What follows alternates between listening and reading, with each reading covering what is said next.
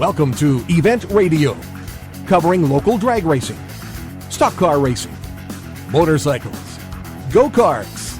If it's got wheels and you can race it, you'll hear about it here. Event Radio is motorsports radio on steroids. Now, let's join your hosts, Spivvy Williams and Terrible T Guy.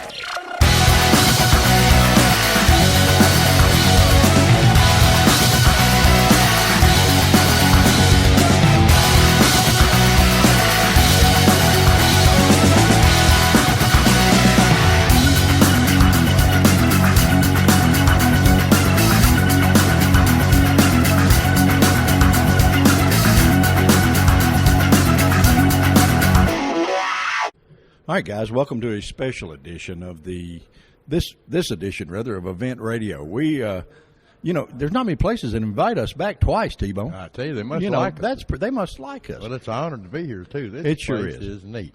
We're at the Speedzeum in Owensboro, Kentucky, and we've actually been here once before, but we were here for the Kentucky Motorsports Hall of Fame inductions, and we didn't really get a chance to tell you a lot about this awesome facility and all the things that are here for you to come and visit and see and that kind of thing. And so this show we're gonna take you through a little Owensboro history, I guess you would say. Owensboro racing history. Owensboro racing history, which everybody knows.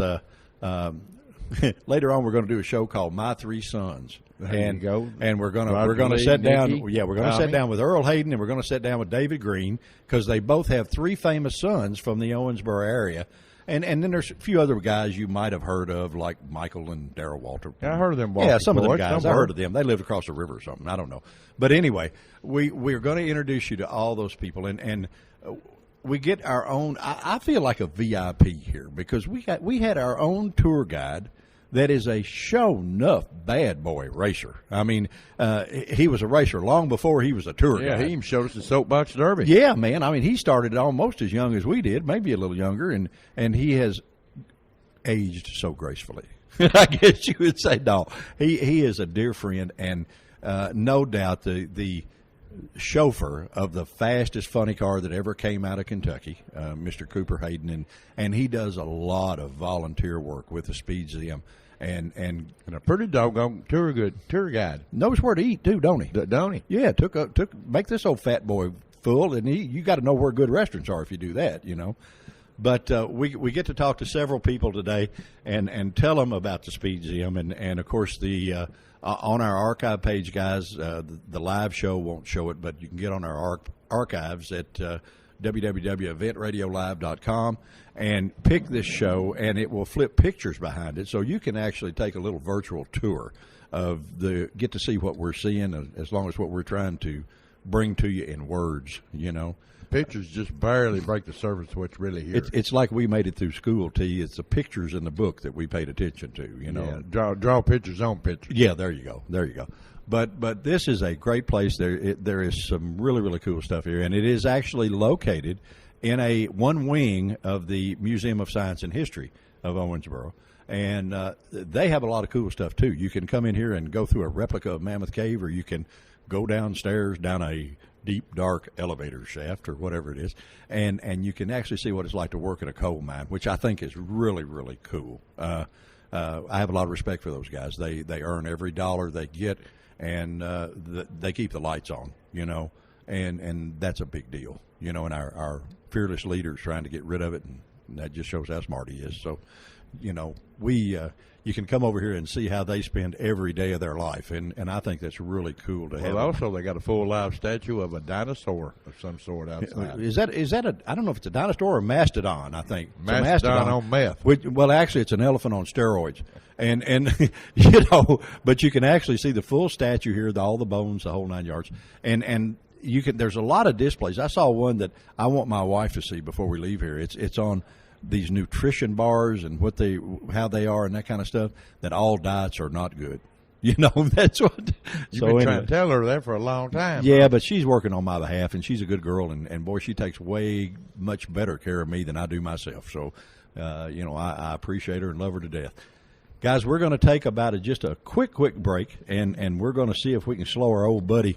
We're going to pull a parachute on our buddy Cooper Hayden and get him in one of these seats and get him over Strapped here. in, helmet on. We're going straps in. We're going to leave a helmet off where we can hear him. But we're going to get here, and when you do come, he has a very, very neat display that tells a lot of his history, and he's been one of my idols, I guess you would say, since I was a kid, because he is a bad boy in a race car. And we'll be right back, Keybone. We'll be sitting here. All right, we'll be right back, guys. Let's face it, when it comes to our vehicles, we all want more these days. More quality, more service, and more choices. So who's delivering more? It's gotta be Final Finish, South Central Kentucky's premier body shop. But Final Finish is different. Sure, they'll work with your insurance company, including AAA, to repair your ride after an accident. But their indoor facilities also accommodate semi-trucks and school buses. And they offer rhino linings and powder coating. Visit them on Gardner Lane in Morgantown and online at finalfinishusa.com. Final Finish, more than just a body shop.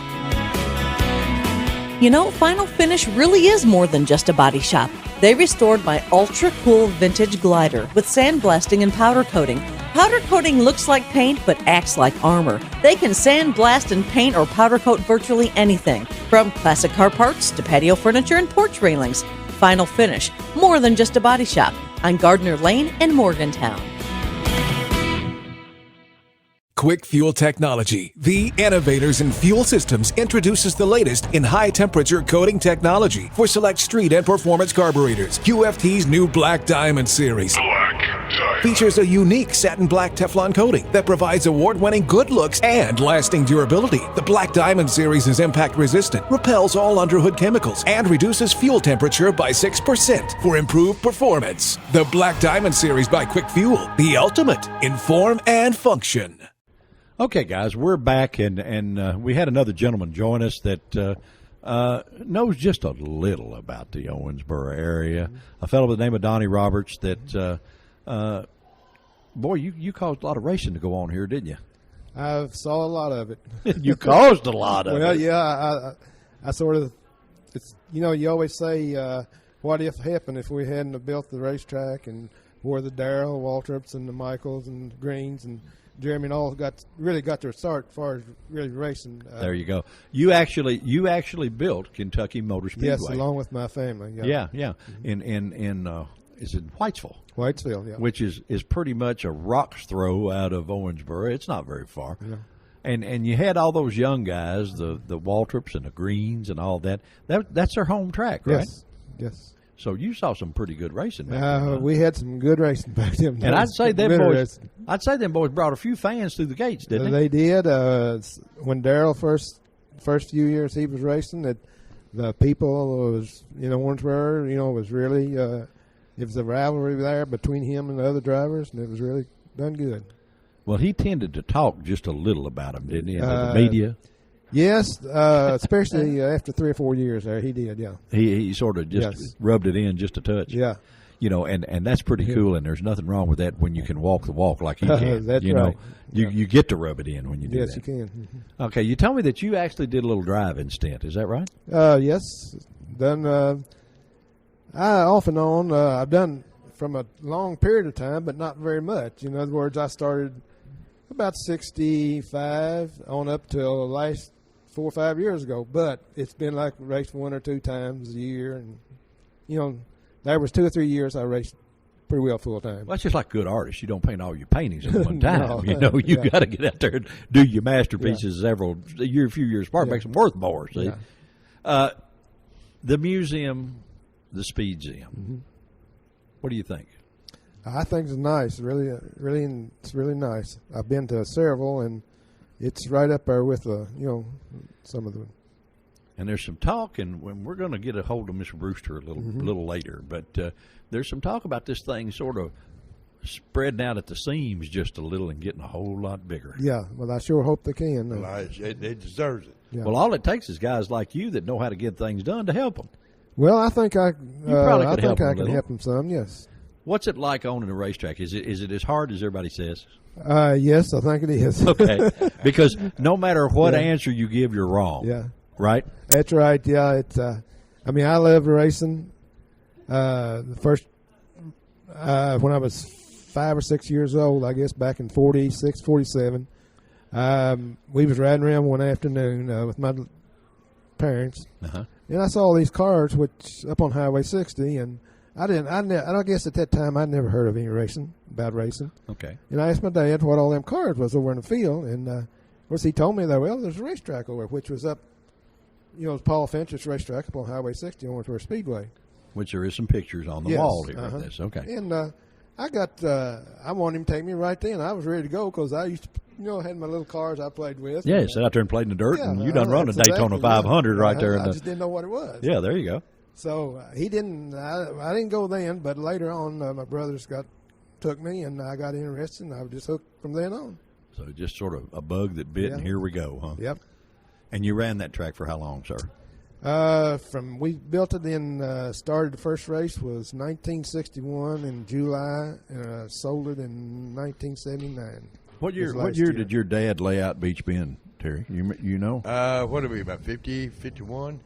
I guess somewhere in there, yeah. I've raced over there a few times. Yeah, well, see, Terry's dad and two more gentlemen actually laid that track out for Mr. Oh, Garvin. Well, Mr. Garvin didn't know he was going to have a racetrack yeah. then. They actually laid it out and were racing motorcycles on it. Uh-huh. So things just sort of Yeah. progressed along, and I'm glad they did. Now we got a job to talk about it. So. Oh, yeah, first time I was ever to Bowling Green, must have been about 1951.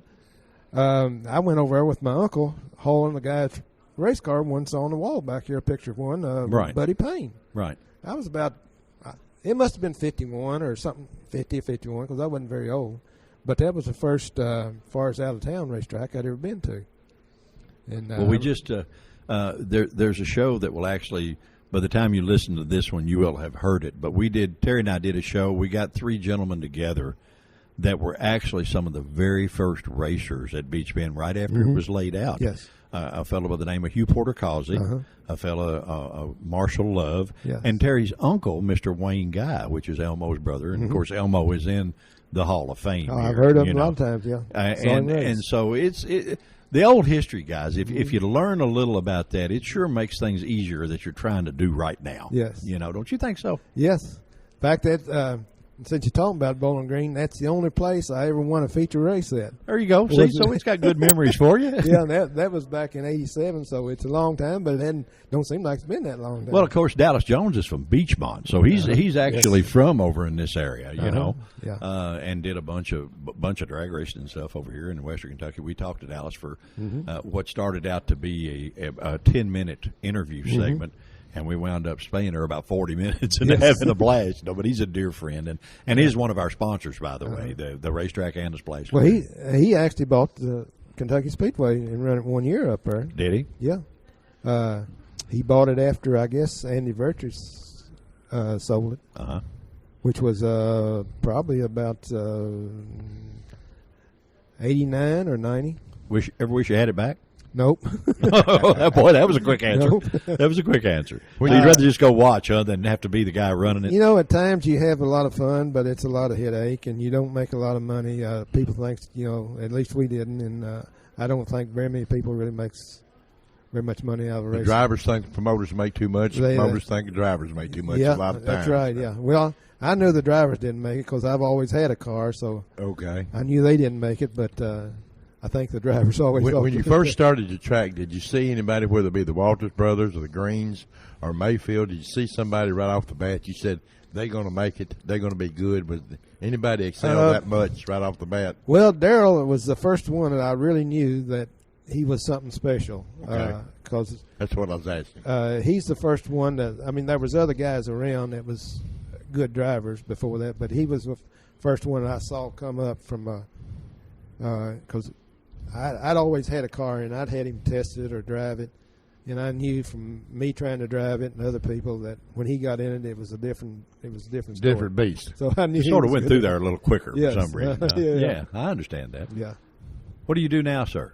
I'm retired, I guess. I do a little bit. I have a shop that I mess around with old cars. Not for a living, nothing, but Have fun. I still I'm in the rental business. Got some storage buildings. There you go. We were in apartments, but we. I know you said you raced not too long ago. Is that right? Yeah. What'd you do there? The last time I raced, I guess I was over to Soggy Bottoms. Oh yeah, we go there. And I was leading the race till about halfway through it, and I got too much in the hair and spun it out. Well, seemed like I had a lot of trouble that way. We're actually getting ready to do another show with some Soggy Bottom superstars over there. A fellow by the name of Jimmy Westerfield and his lovely daughter, Miss Haley, and her future husband, a fellow by the name of Bryce Jewell. Yes, they've agreed to sit down with us, and them look good, and us look like the fools we are, and put on a pretty good show. But Soggy Bottom is a good racetrack. They put on a good show. I never had been there, but one time, and that was the last time I drove, and I think it's been maybe 5 years ago. I wasn't driving the car that I have here now, the 34. I got another late model Chevrolet, and I was running real good, but the track was a little slick, and I'm not really a dirt track driver anyway, so I got a little bit happy. Well, now I want you let to your understand. mind write checks your body couldn't cash. I want you to know that everybody at Event Radio, we are honest. So now we're going to tell you that our initial plan of having you on this show was to keep you occupied, where our third guy rolled that car out the front door. We're loading it right now. We're loading it down. That is absolutely. Where did you get that? I bought that. I actually bought it down to Florida at an auction, but the car come from the guy that owned it.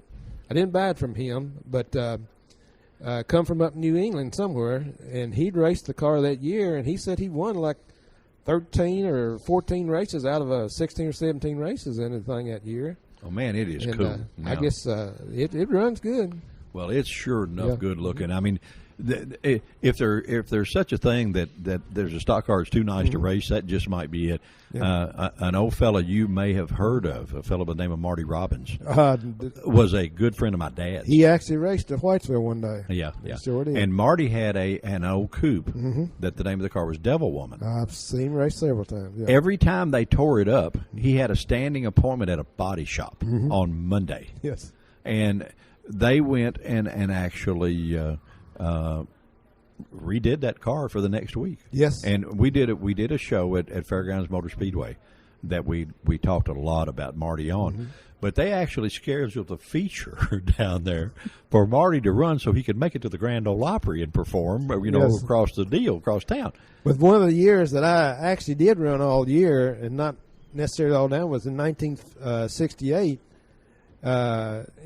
And I did run most of the year, but he was racing that year, so I did race against him. Oh yeah. In fact, I think he finished 19th in points, and I was 20. I was looking at that the other day. I think I was 20th in the points, but ain't nothing wrong with that now. Well, I didn't run all the season, but I ran enough to run 20.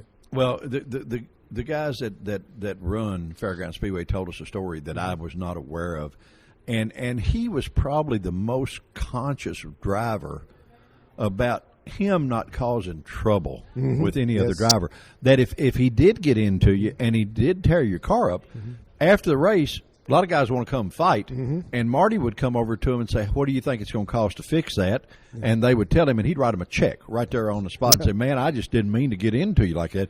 That don't happen much. Yeah, he was really a neat person to know. I wish I'd have knew him better than I did, but he was. Everybody I ever heard make any comments about him, it was just that he was one of the best there was. Well, I tell you what, your car in this museum is it should be one of the total centerpieces to me, because I think it's just cool as it can be.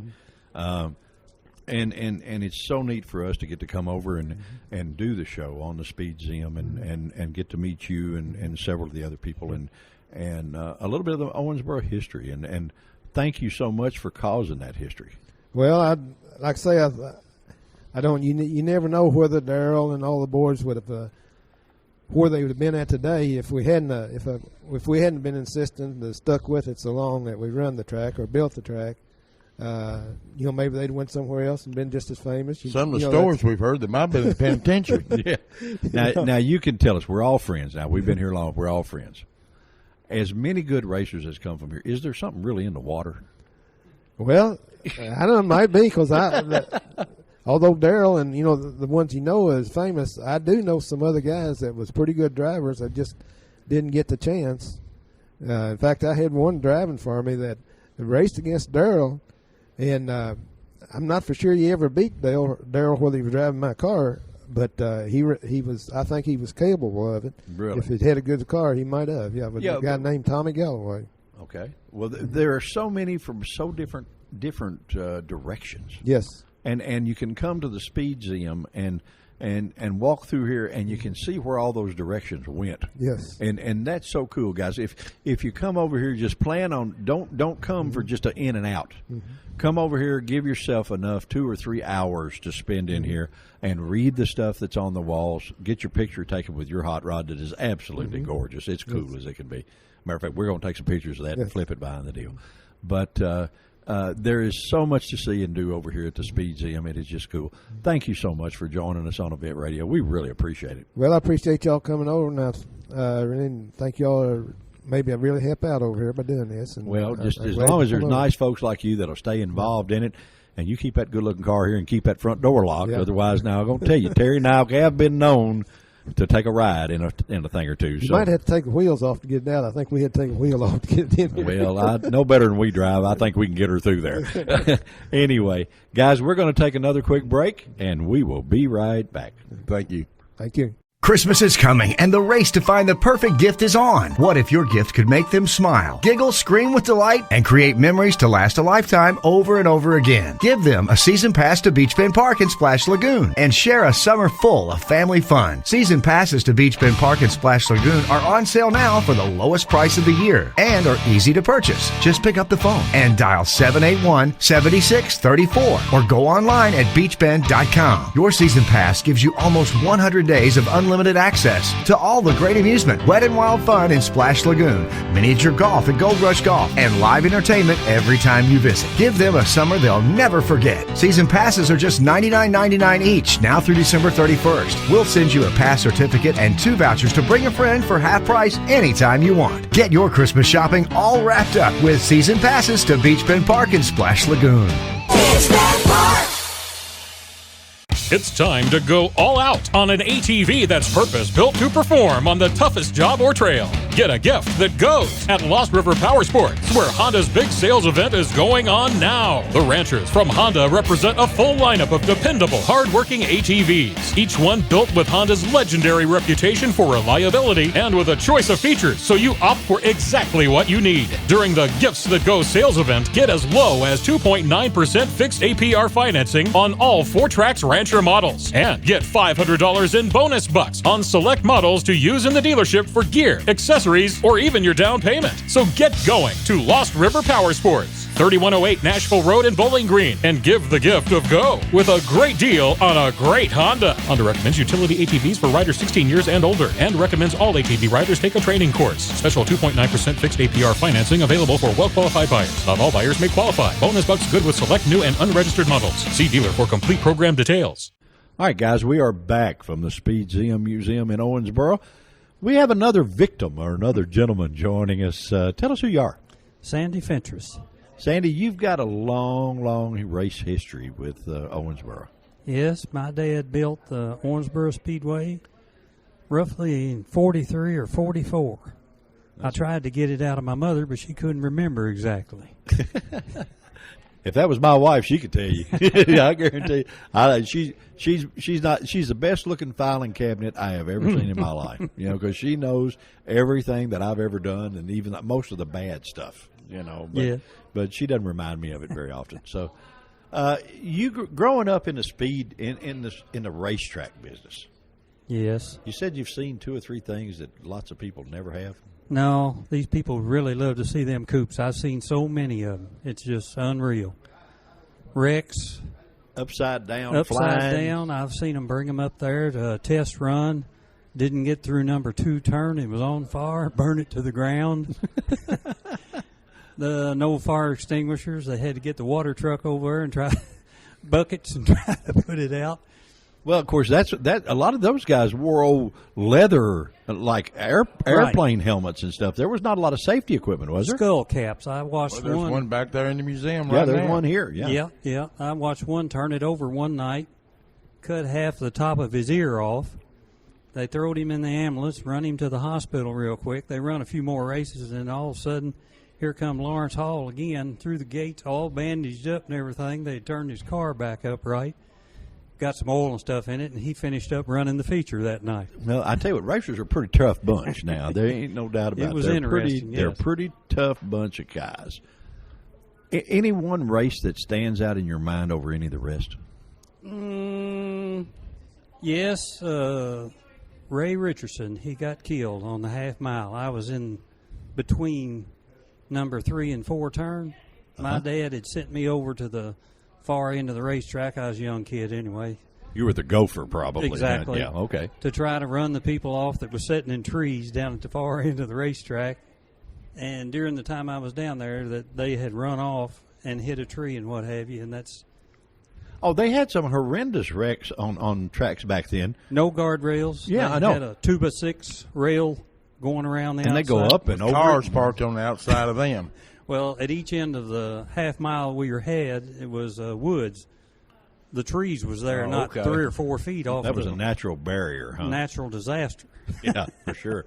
You know, I can remember as a kid, I got to go to, there was a dirt track in Russellville, Kentucky, and there was a fellow by the name of Mr. Bill Hamilton that worked at a radio station down from my parents' restaurant, and he took me, I mean, I'm a little kid, and he's my babysitter, okay? Mm-hmm. Well, he would take me to the races down there, to this dirt track, and, of course, he would do the announcing thing, and I got to sit up there, and, boy, I was the biggest dog in the neighborhood.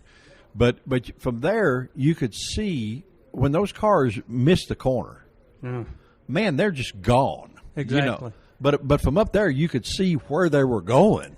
And you talk about freaky rides. Exactly. Man, I can appreciate it when you told me what all you had seen. Yeah, I've got some pictures of it. When they was dragging some of them cars out of the woods, and the one he got killed in, it just hit the tree head on and didn't look like it hurt it at all. But the fellow that was tied up in the wreck with him, his was sandwiched between 2 trees, didn't look like 6 foot apart, just tore all to pieces, and he just got a few scratches. Boy, that's wild. That's wild. You never can tell. No, you never know. You never know. Well, that was there have been a lot of accidents that didn't look like they were bad that turned out to be catastrophic, and then some that you would think nobody could possibly live through. And they get out and say, stops is what gets you. Yeah, that hurts yeah. you bad, yes. "What do you do now, sir? I'm retired. Are you? Just hanging out, Hanging out, having fun? messing around. I'm trying to resurrect one of these old cars. Cool. Are you I going to want- put it in a Speedzeum when you get done? No, it's just going to be setting up on the road for advertisement. I found a 34 Ford sedan, and I'm going to make a round tracker out of it. That's something I don't guess anybody does. I'm trying to get everything original. We actually went and did a show at a place down in Lebanon, Tennessee called the Redneck Rumble. Mm-hmm. There was a fella there from the Carolinas that had a 34 or 5 Chevy sedan as a round track car, but street legal.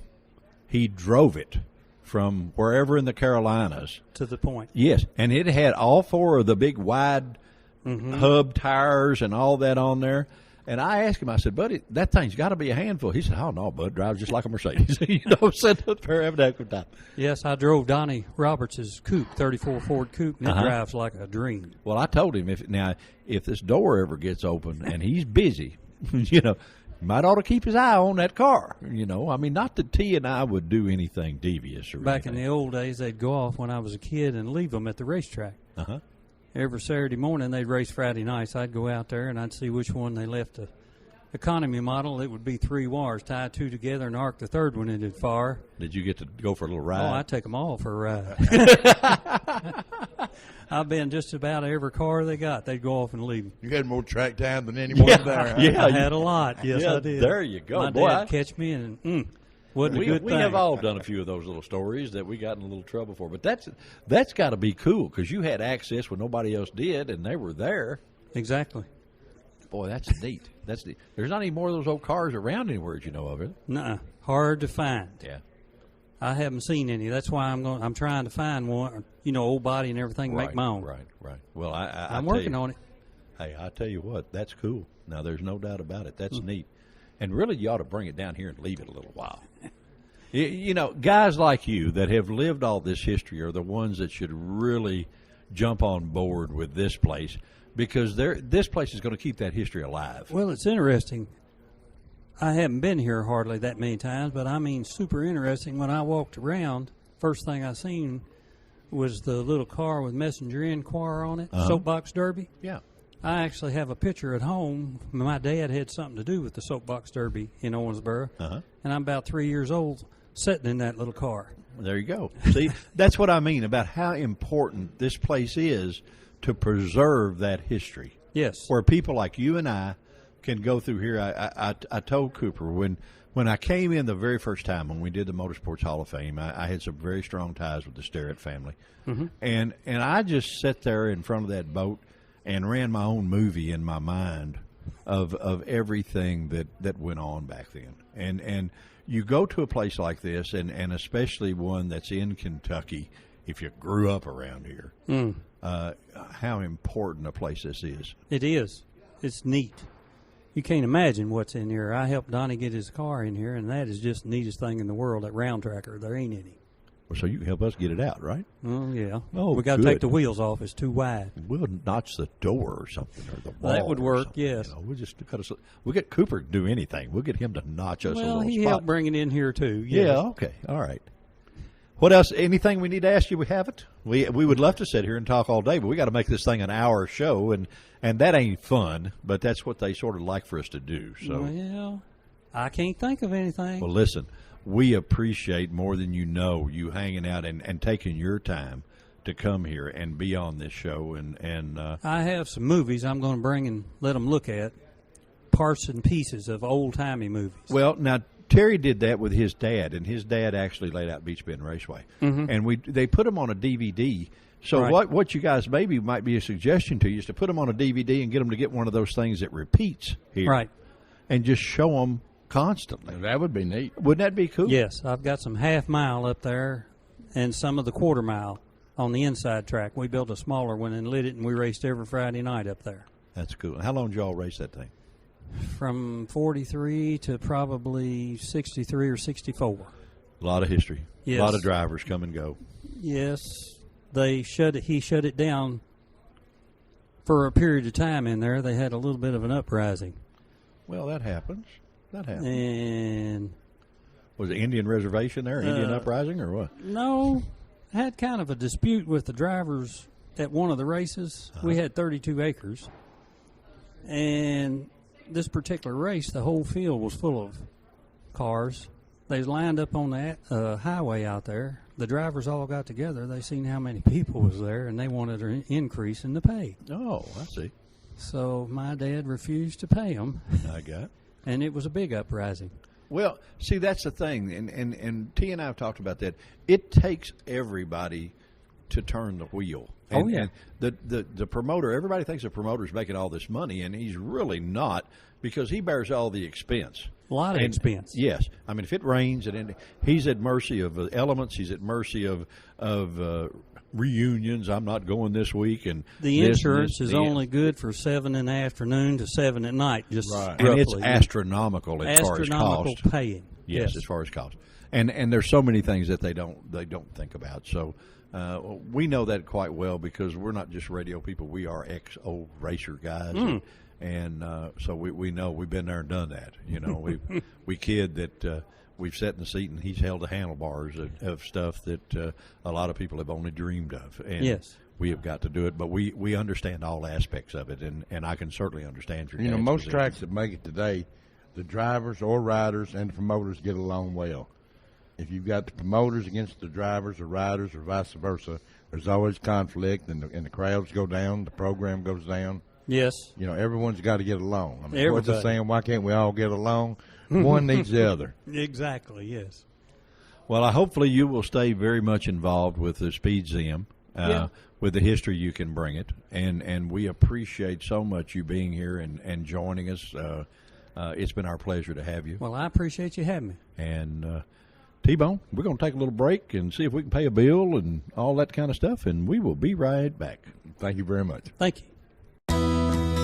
Let's face it, when it comes to our vehicles, we all want more these days. More quality, more service, and more choices. So who's delivering more? It's gotta be Final Finish, South Central Kentucky's premier body shop. But Final Finish is different. Sure, they'll work with your insurance company, including AAA, to repair your ride after an accident. But their indoor facilities also accommodate semi-trucks and school buses. And they offer Rhino linings and powder coating. Visit them on Gardner Lane in Morgantown and online at finalfinishusa.com. Final Finish, more than just a body shop. You know, Final Finish really is more than just a body shop. They restored my ultra-cool vintage glider with sandblasting and powder coating. Powder coating looks like paint but acts like armor. They can sandblast and paint or powder coat virtually anything, from classic car parts to patio furniture and porch railings. Final Finish, more than just a body shop, on Gardner Lane in Morgantown. Quick Fuel Technology, the innovators in fuel systems, introduces the latest in high-temperature coating technology for select street and performance carburetors. QFT's new Black Diamond series features a unique satin black Teflon coating that provides award-winning good looks and lasting durability. The Black Diamond series is impact-resistant, repels all underhood chemicals, and reduces fuel temperature by 6% for improved performance. The Black Diamond series by Quick Fuel, the ultimate in form and function. All right, gang, we're back at the Speedzeum in the Museum of Science and History in Owensboro, Kentucky, and we have my old buddy and gentleman that I think more of than fried pie, Mr. Cooper Hayden, has joined us, and he does a tremendous amount for this place. Cooper, thank you, buddy, for taking a few minutes to be with us on Event Radio. Well, it's my pleasure. I appreciated your time. Well, you know, I told a guy not too long ago, I said, if I live the next 10 minutes, I got more time, I got money, so it doesn't make any difference. You were instrumental in keeping this place looking cool and the displays and making sure it does what it does. And you sort of sneak in here as a ghost figure at some weekends and take your time to give people a little bit of a personal tour. Is that right? Yeah, I act as a docent on some Saturday evenings and do some walkthroughs and show them what all we got. There's just a lot of people don't realize, even locally, that what we have down here, and it surprises many of them. And now by doing that, and the little tour you took us on, that explains why your display is where it's located. Because you get to take them through the whole museum, and once they get to your display and they figure out how much cool stuff you've done, the autograph session starts there and the tour's over, right? Is that what the deal is? Because yours is sort of on the way out, you know. Well, I haven't done any autographs yet, but I enjoy it. Well, then they haven't read enough of it. That's all I can tell you. You know, if they read enough, or if maybe they're too young, they're not quite as old as me. But trust me, I would not be embarrassed to ask for one because, buddy, you up there now. Well, I appreciate it. Thank you. On the tour, you tell them, and like you did, Terry and I, what's really cool, all the walls, I mean, anybody could paint the walls. You know, that's not a big deal. But you have special, do they call those lithographs, or what do they call those? Well, I don't know. We call them murals. Works for me. It works for me. They're actually photographs that are actually blown up and put on the wall, and they take up, like wallpaper, the whole wall. That is true. They are all from old photographs, and the company that came in 2003 when we got this thing started were the ones that were able to blow them up and apply them to the wall permanently. So a good comparison, I guess, is like you said, wallpaper. They're the whole wall is full of them, and then we try to have some corresponding displays beneath that tie in to the murals in particular places. And there are some pretty famous people on the walls and some pretty famous places. I know that the very first one that you run into to your left as you come in is a fellow by the name of G.C. Spencer. He was one of our local, around for a lot of years, and he raced Daytona in a lot of places. A lot of people described him as one of the better journey drivers. He started out here in the dirt tracks and ran the old coops like so many of them did. It was called the Flying Saucer and won many races. I can remember my dad talking about Mr. Spencer years and years ago. And, hey, went on to Daytona and done good. Yes. Done good, yeah. Then you ease your way on down a little bit, and you find these soapbox derby cars. Yeah. And you find a helmet and a shirt that I don't believe still fits, buddy. No, I was 13. Yeah, okay. All right, but they have what your original soapbox derby helmet and shirt and that stuff, and then some more of your memorabilia or articles and stuff of the soapbox derby that was run here, and it was run pretty early, wasn't it? That was in June of 1950. It was the very first one we had here, and that goes back in soapbox derby history pretty good, I would think. Well, for Owensboro anyway. Yeah. But it was a good time, and it was very exciting for all of us kids that participated. Had a lot of parents that were into it, and it was well supported by the crowds that came, and so in that year it was a big deal, and the newspapers really supported it and ran a lot of ads for the different kids that were driving. Right. But it's super neat that you still have that, or you can find that stuff, and it's still in one piece after all these years. Well, it is. I have to, bless my departed mother that she was kind enough to box all that stuff up, and I didn't even find it until a lot of later years, but there it was. It's cool that they keep all that stuff. It is. Then you go on down the hall just a little, or down the aisleway just a little bit more, and before it's hard not to look to the right, and see the coupe sitting there. Oh, yeah. Man, how cool is this? This is a full race flathead. What is it, 32, 3, 4 something? 34. 34 Ford or Chevy. Ford. 34 Ford coupe, With a 5-window flathead coupe. engine, yeah. Has a full race flathead in it, and it is a round tracker. That would look good in anybody's living room. It looked good in my living room. Look good in anybody's living room. I like it. And, buddy, it runs. I bet it does. He drives it right to the museum door. It spins the tire on the way in. It was unreal. But what's cool is the wall art, that's what I'm going to call it, because I don't know really what to call it. Behind it gives the history of the oval tracks in this area. Mm-hmm. And what's really cool is they're full big pictures tall as us that you see details and fans and you never know if you come through here, you might see old Aunt Grandma or Grandma and Grandpa or whoever back and there. Everybody's in the deal. Dressed in the period of time. Yeah, too, well, of course, the picture was taken in T-Bone. Well, that's what I'm saying. But, our grannies used to dress like that. Yeah, man, they wild. Well, the first one is real interesting in my mind. I Okay. mean, that was from June of 1923 at the fairgrounds, and the old boxy cars with the tall, narrow tires on them, and kind of look like soapbox derby cars with big tires. And crowds standing along the fence right up against the track. And, yeah. just the way it was back there. Well, it was that's when stock car racing was really cool. Stock car racing to me, it wasn't business and all that stuff. It was for real, Yeah. All right, you look across the hall and you got go-karts in there. Mm-hmm. I mean, you guys touch a little bit of all of it.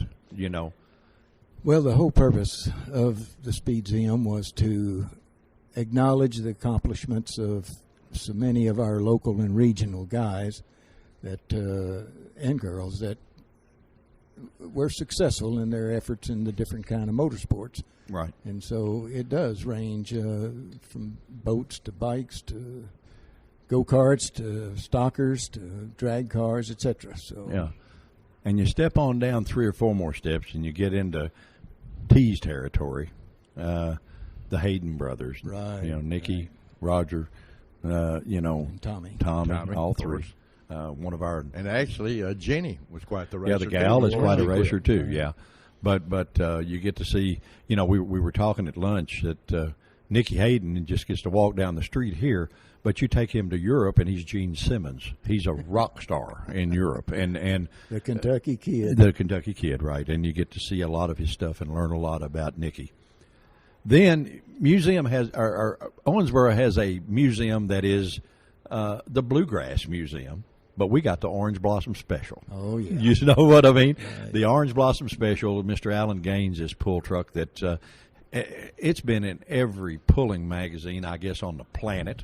and he's probably been interviewed more than Mickey Mouse, about that truck and all of his other things that he has done, the train and all the things that he has done. And by the way, we're going to give him a shout out. He is a newlywed. You bet. Alan, buddy, I told you when you were at the induction ceremony that woman is way too pretty for you, but evidently she didn't think so. So anyway, we want to give you the congrats out for her making an honest man out of you. Yeah, we're grateful to have it because it had just come out of a 2-year stay at the Auburn Museum up in Auburn, Indiana. Right, so, right. It's quite a piece for the Speedzeum to have. Right, and guys, all those truck events that you went to that you only saw it from afar, you can come here and see it up close and personal. Then you go on around, and you get into the round track stock car, late model stock car. Right. And you've got some really cool cars. I mean, they're actually local cars, and you got one jacked up as to how they change tires. You got them where you can look at them. There again, sitting in the stands, you don't get to see in there into where the driver sits and what all he's got in there to work with and all that stuff. And when you come to the Speedzeum, you can get right up there and stick your head in and look and see how all these stuff is made. So true. Then you come down a little bit farther, and you run into a car of Mark Martin's that was here. Yeah, his road race car. Road race car. And what's really interesting is on the wall there's a picture of a sprint car. And a little black-headed kid sitting out beside of it, and we found out he's the driver. Looks like y'all be playing with it looks like y'all be playing with Matchbox cars down on the floor. But who is that guy? Well, that's Jeff Gordon. Yeah. And he was just a pooter. Yeah, Jeff Gordon started out in sprint cars Right, before he became the worldwide legend that he is. Good picture of him. Then come on around, and there's a simulator where you can actually sit in that bad boy and see what it's like to run Daytona or wherever the particular race track is at the time that's on there. And you can actually sit behind the wheel and see if you're good or if you crash or what you do. And you can crash this and it doesn't hurt you. So that's a plus. To you, that might be our alley. We could actually wreck this thing and not get hurt like we're used to getting hurt. What do you think? It sounds good, but also we passed up Mr. Sturrett's boat. We're sort of saving that. Oh, okay. Because that's a 2-story deal. And we don't want to forget Mr. Jack Roush. No, we won't forget Mr. Roush. Behind, which car was it? That's for Jack Roush. Yes, he is one of our 8-foot-tall murals. When he was, and Jack's not 8 feet tall. No, but the mural is, and it's a good picture of. He is after he wins the race, isn't he? Yeah, he's assisting one of our regional racers, Don Bowles. Oh at yeah, an Mr. NHRA Bowles. Event. Right, we've had Don on here, and Don is also a member of the Kentucky Motorsports Hall of Fame. Now, we left out one little section in our little walk around. There is a section right at the end that is sort of dedicated to the Kentucky Motorsports Hall of Fame, and I think that's all the bios and everything of all of its members, and you sort of take care of that, right? Well, I do. In June of last year, I was elected to the board of directors of the Kentucky Motorsports Hall of Fame, and quite an honor for me. And I like to participate any way I can. There's about 12 of us strung over the state. And the museum, I had approached the management of the Museum of Science and History that we should find a way to incorporate the Hall of Fame into the Speedzeum as its new permanent home. There you go. And so... We're envious, by the way. I don't mind telling you. So anyway, we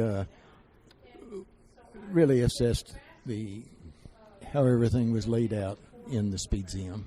And then in the rear portion of the museum, there was an area that was almost a perfect fit for the Hall of Fame. Looks good to me. And we were able to convert the walls into a place to hang all the photos of all of the inductees, and plenty of room for our future inductees. And we have a sign out at the entrance to the Speedzeum that alerts anyone coming in that the Hall of Fame is here also. There you go.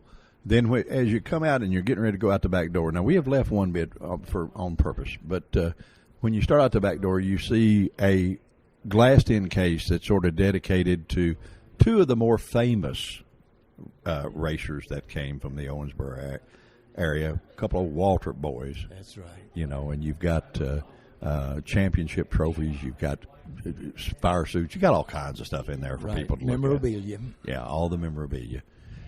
A thing that Owensboro has become very, very famous for producing racers, and I don't just mean NASCAR racers. I mean racers in general. And it seems like every one of them that comes from this area, they wind up excelling, or I guess it's the old story of the cream coming to the top, you know, because they wind up excelling in whatever they start out to do.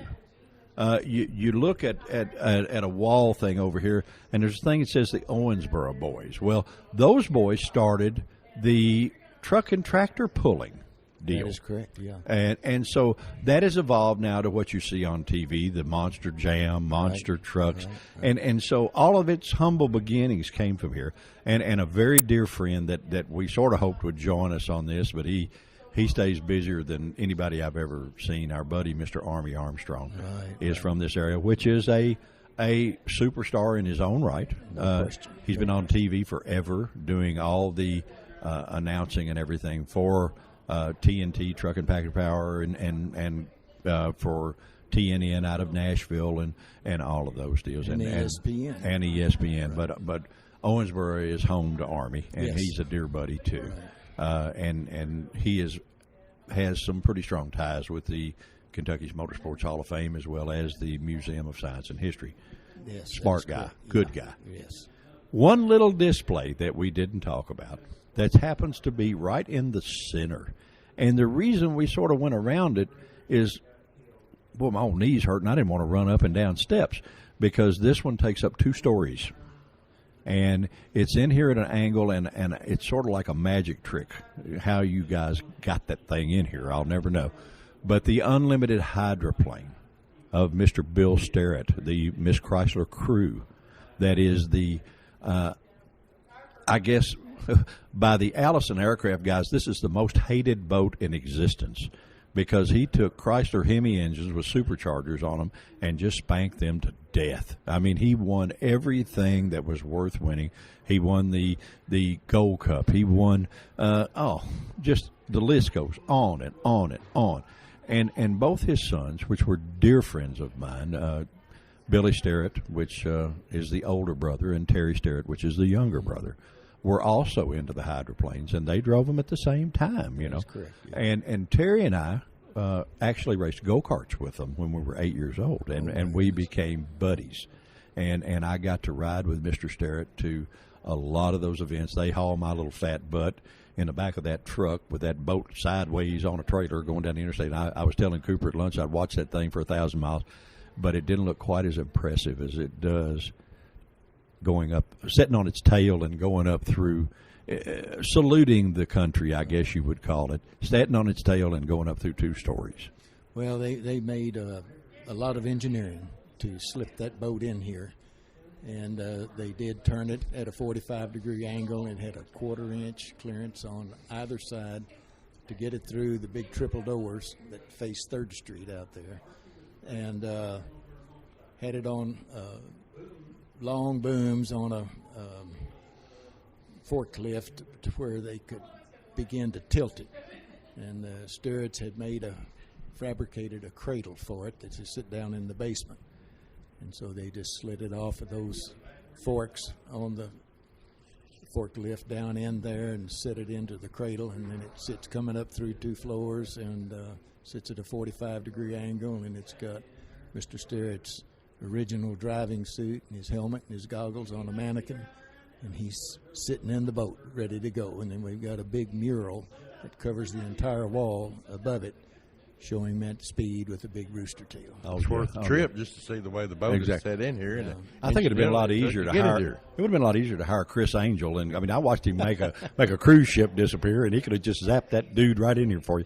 Well, the one good thing is you can see it from the front and look at the top, but you can go around to the backside and look at the bottom of it, and all of it is a perfect restoration and beautiful polished wood. And a lot of people aren't aware that those boats, if they aren't moving, they sink. There's a lot of the water that runs through them, and not you see them and they actually ride on top of the water. Yeah, but if they settle down in the water, they'll actually go on down to the bottom. If they're dead in the water, and that's why the crews are so quick to get out there to them, because they're taking on water constantly. That thing's sitting dead in the water. This place is just phenomenal. It is so neat. One other little bitty thing, and that I got to tell you about before we send our buddy Cooper on a tour here with probably some other folks.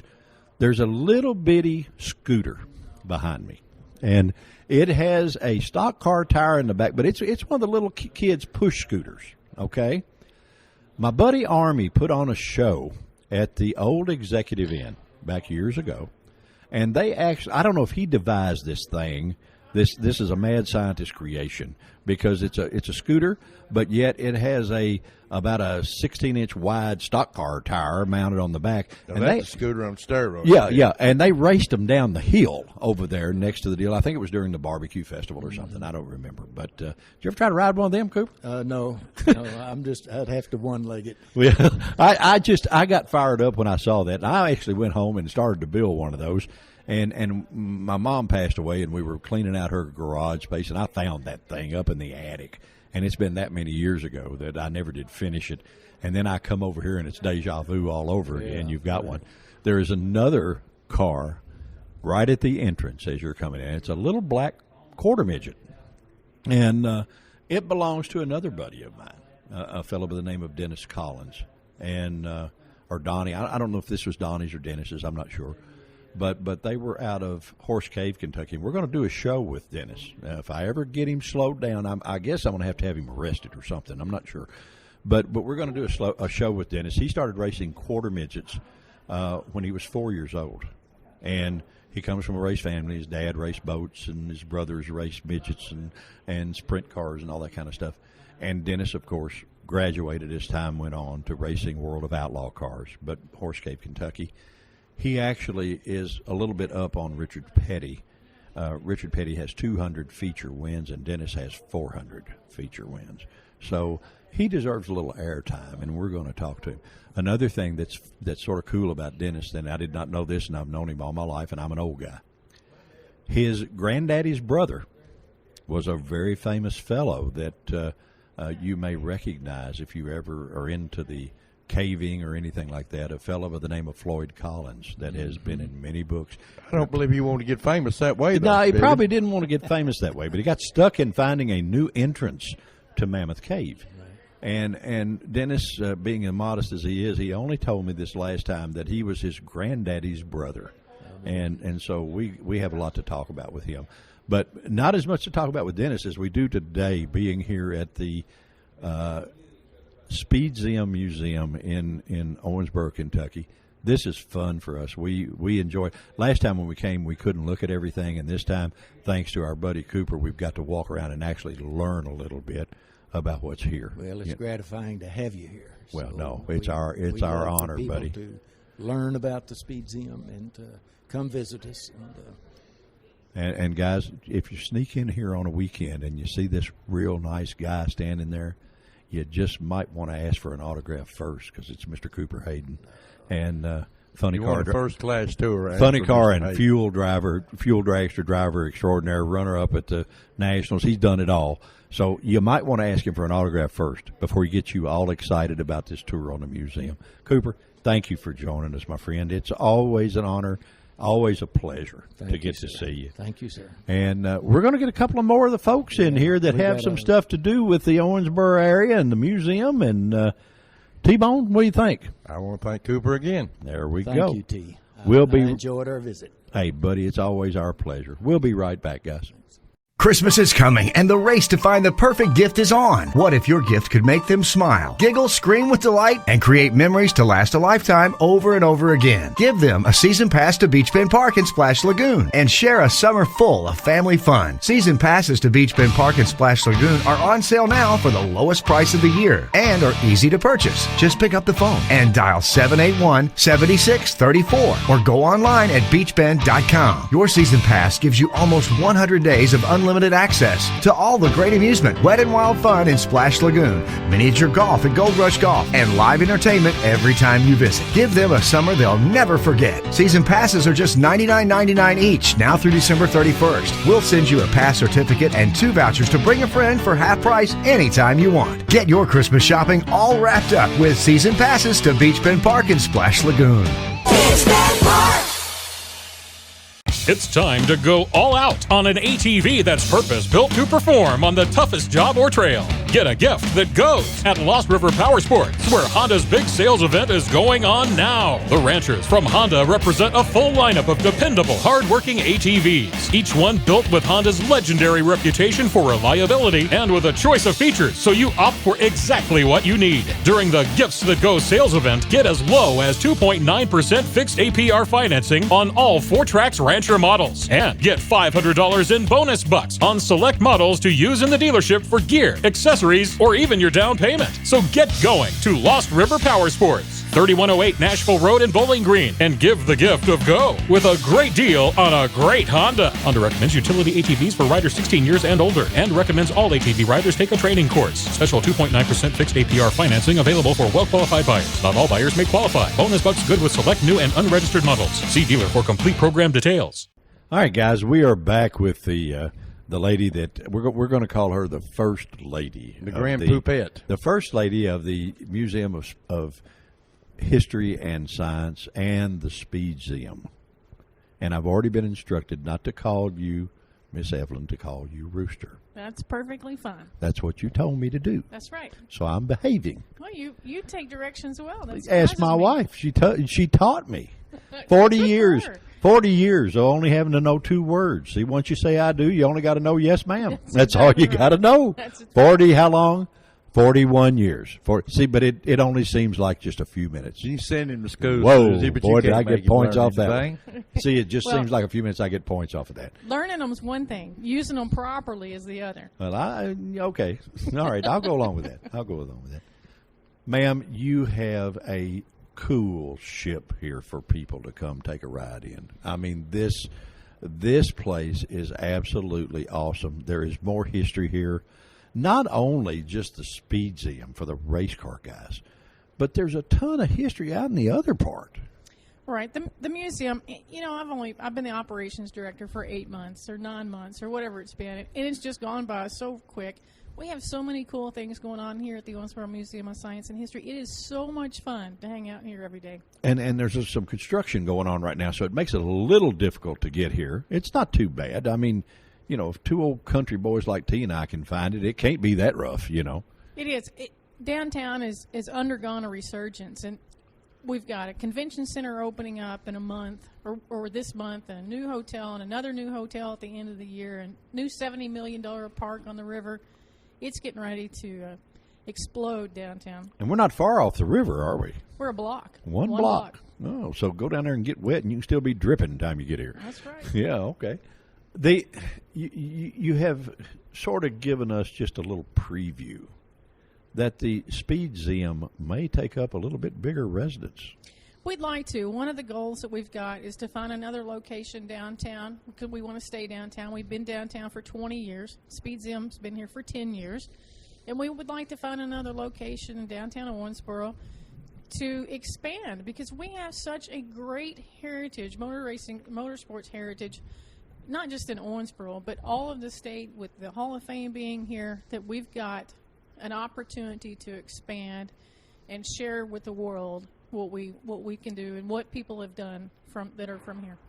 Well, there's so many famous motorsports people from here. I don't know a whole lot about the rest of the Owensboro history, but I do know about the motorsports history, and there are so many in so many different avenues, if you will, that have come from here. It's only right to have a tribute place to them. Well, you talk about outside of motorsports. Johnny Depp's from Owensboro. Yeah, the pirate, Mr. Pirate Man. Okay. Yeah, but the racing heritage is strong here. We've got all sorts of great in different genres of motorsports. It's not just the NASCAR folks. We've got these cool soapbox derby cars sitting over to our left. There's tons of stuff. You have celebrities like Mr. Army Armstrong that makes Owensboro home.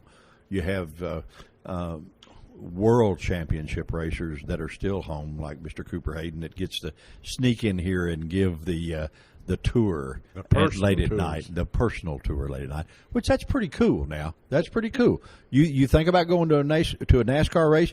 Can you walk up to Darrell Waltrip and get him to give you a personal tour? Of course not. Absolutely. And Cooper's here and does that for you, and that's pretty doggone neat. I don't care. Cooper's been a great docent for the museum, and especially when the little ones comes in, he loves talking to them and can explain everything. And it's learning history firsthand, and I keep telling you guys that have been at this a lot longer than I have, and we talked about this before. Your good old days are just like, wow, that is so awesome. That is just awesome to us, and it's awesome to us too, because we're amazed we made it through it. That you lived through it, absolutely. But what we're doing right now is building the good old days for the rest of us, but we want to be the caretaker of those memories. So we're looking for pictures or newspaper articles, and it can be copies of that stuff, and that's fine. But to put into the motorsports information to the Speedzeum so that we can keep those for future generations. Right. As the addition of the Kentucky Motorsports Hall of Fame has sort of lit just a little bit of a fire under it, hadn't it? Well, sure. Me being here, and I've got a racing background, that's helped a lot. And then that has fueled the fire. Yeah. We lit a little fire when I got here, and I talked to Cooper and some of the others when I got here. And the Hall of Fame, that's really been a catalyst. And the mayor wants to be a part of it. The newspaper wrote an editorial about how important the Speedzeum and the Motorsports Hall of Fame is, and they were like, it doesn't matter what the Hall of Fame is about or who is involved. Any Hall of Fame is an honor. Absolutely, it's a big deal. That says you're pretty much ranked amongst the best of something. Correct. Now, this to me, and I think being a member of the Motorsports Hall of Fame would be probably the largest honor I can imagine. And because, to me, yeah, you accomplished something, but boy, it was a lot of fun when we were doing it, Yeah, and you're not thinking about the future when you're doing it today. It's not just at like all. getting the trophy. Well, that's what I was telling Cooper. So you go first, you get the big trophy. If you're second, you don't get the big trophy. But if you make it to the Hall of Fame, you've had a few good successful years. Well, kind of bulletproof back then. You think everything's going to last forever. That's well, true. I got to tell a story on my partner here. His dad, of course, is Mr. Elmo Guy, that is a member of the Motorsports Hall of Fame, and we used to hang out as kids riding bicycles. Well, I would go to Terry's house, and the living room of their house was floor-to-ceiling trophies on every wall. I mean, there was not a room to hang a picture. There was not a room on the wall for anything because it was trophies, because his daddy was racer extraordinaire. Well, I thought everybody had trophies, And I go home to my dad, and I said, hey, where's all yours? He said, what do you mean? I said, where's all your trophies? I said, Terry's dad's got all of his out displayed. What'd you do with yours? Well, you should have heard that explanation. That was really a good one. But, I thought everybody did Elmo that. Bar him. Yeah, there you go. Great answer. But I thought everybody did that. And so it's real important to bring young people to this place and let them see the history that's involved and why Darrell Waltrip is on TV. They turn on TV. They don't know who Darrell Waltrip is. Right. But they know he's on TV talking about this race. Yeah, and the kids know that he's that voice from the movie Cars. Yeah. Darrell Car Trip. Yeah. Right. But still, why he is Darrell Car yeah, Trip. why is he? I mean, and they can take a trip through here and do a little reading and learn a tremendous amount about other things in science and history in this building. And parents, you are doing your children a very much an injustice not to bring them here, because this is history live and in color, and you can come and see it and go through it, and it's just cool. It's just cool. I commend you guys for doing such a wonderful job. Well, thank you. And we talk about keeping stories and saving stories, and it's important what you guys too, so to share those firsthand stories. I mean, I've learned a lot just by listening to you all. Well, statute of limitations hadn't run out on all of ours yet, so we can't tell you all of them. That's what I heard. I've heard that. No, I can wait a few years for those, but it's important that we save those, because my dad's a World War II veteran, and the kids that come out to the restaurant to see him and talk to him, it's living history that they're not going to get. He's Exactly. 90 years old. 20, 30 years from now, that's not going to be available for any World War II veteran. So it's important now that we save those stories. We get them on paper, we get them on tape, we get them on video, whatever it is, to save those stories. I agree. And guys, a trip over here, man, there's just a wealth of stuff. And I'm going to make sure and take my wife down here on these nutrition bars. I read a little of that going to the little boys' room, and I know she's interested in that kind of stuff. I really didn't read what I said, but we're going to go check that out when the show's over. So, any big plans? I know we're talking about maybe moving this. What about the rest of it? Well, right now my focus has kind of been on the Speedzeum because that's where my heart is. Good move. Dad built the racetrack in '58, and I came along a lot after that. But grew up in it, ran a racetrack myself for 17 years. So my heart's into this part. But we've got a lot of cool stuff going on. The second floor of our building, starting within the next month or so, we'll start construction. That will continue on probably till the end of the year for a new permanent history gallery that'll be our regional and river history for the Owensboro area, the river region, really. There you go. It'll be a permanent, so that's where our Hall of Fame was.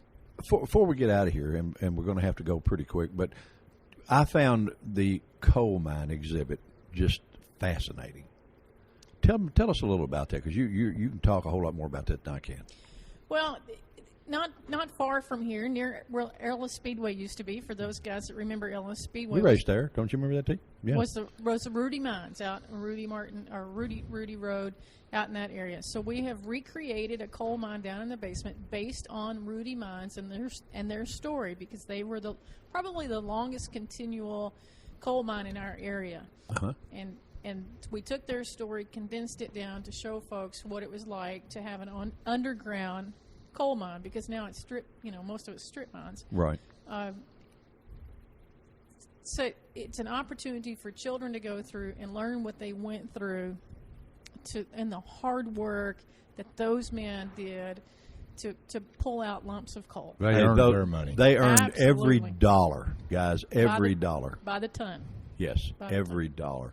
And to be able to, I mean, let's face it, how many of us have ever had the opportunity to actually go in one of those and see what that's like? And man, this is it, Yeah, it's not a job you'd want if you're claustrophobic or scared of the dark. Oh, I guess that might rule us out, T-Bone. I think so. We're scared of haunted houses. we're freak out at haunted houses. I don't know whether we can go down there or not, but we might try it. Yeah, and then also when you come in, Cooper told us that there's a replica of Mammoth Cave.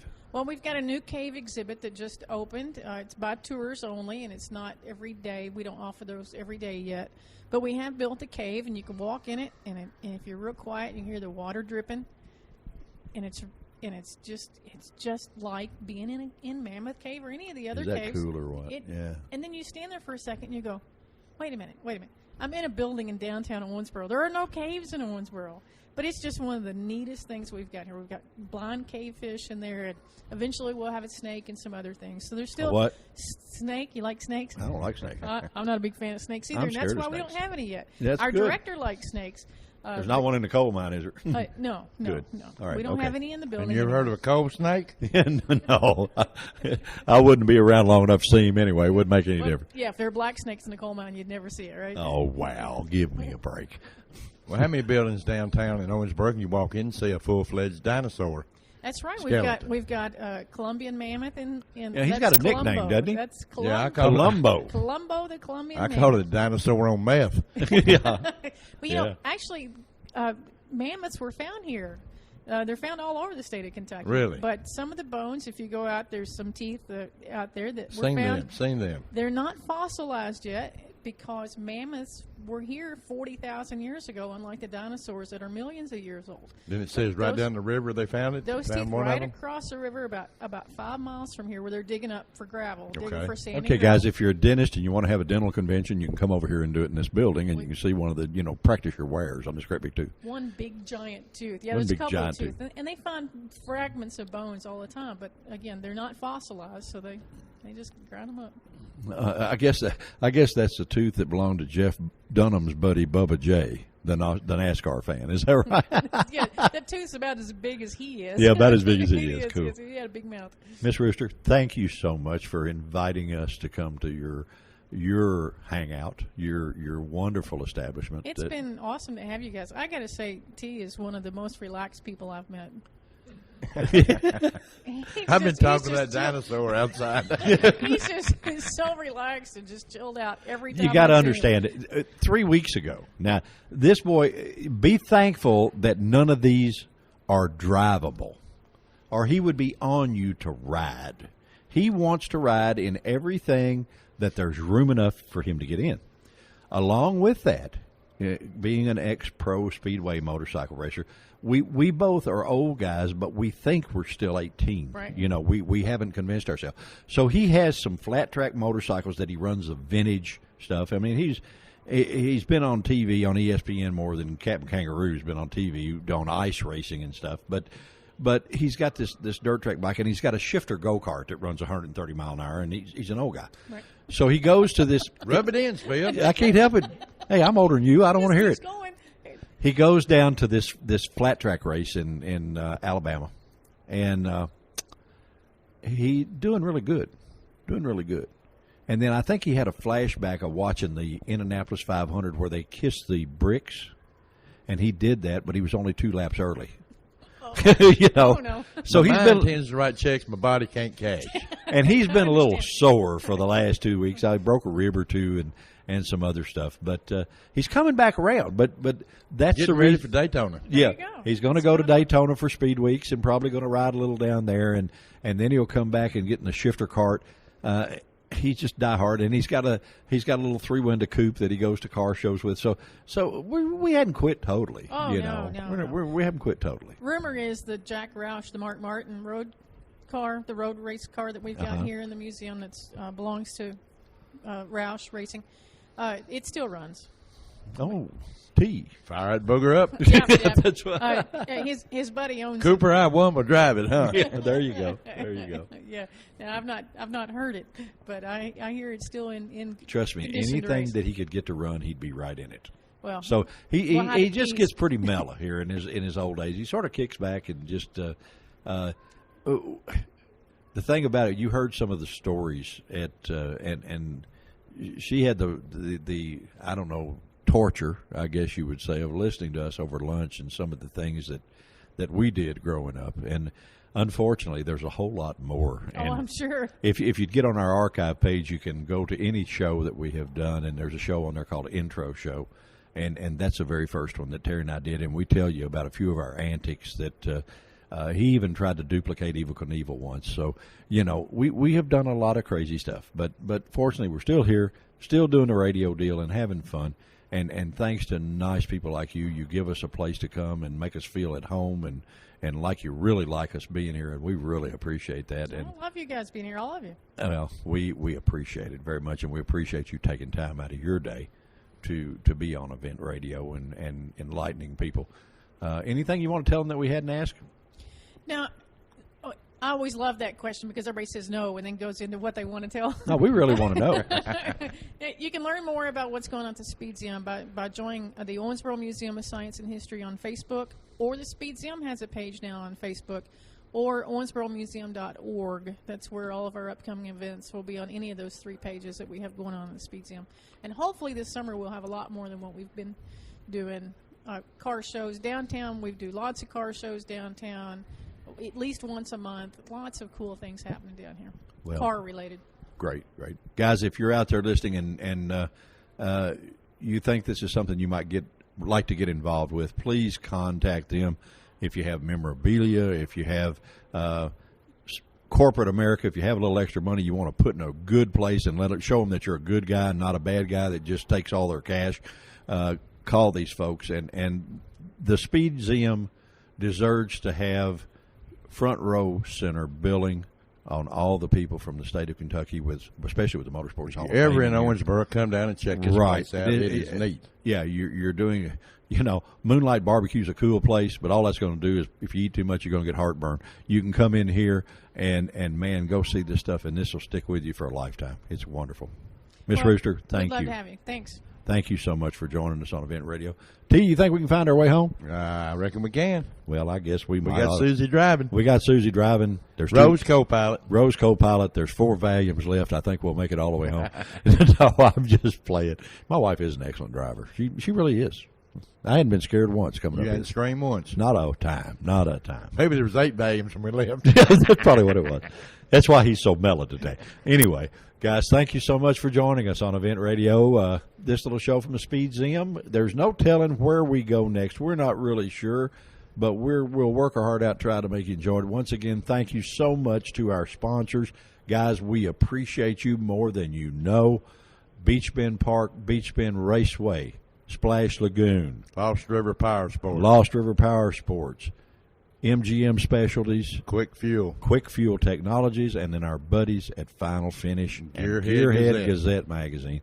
Thank you so much, guys, for being with us. Thank you for spending your time with us on the Speedzeum show. And once again, if you don't come over here and check this thing out, you're the loser. T, let's go to the house. Thank you, Cooper, for the tour again. That's it, guys. Thank you so much. We'll see you again. Say bye.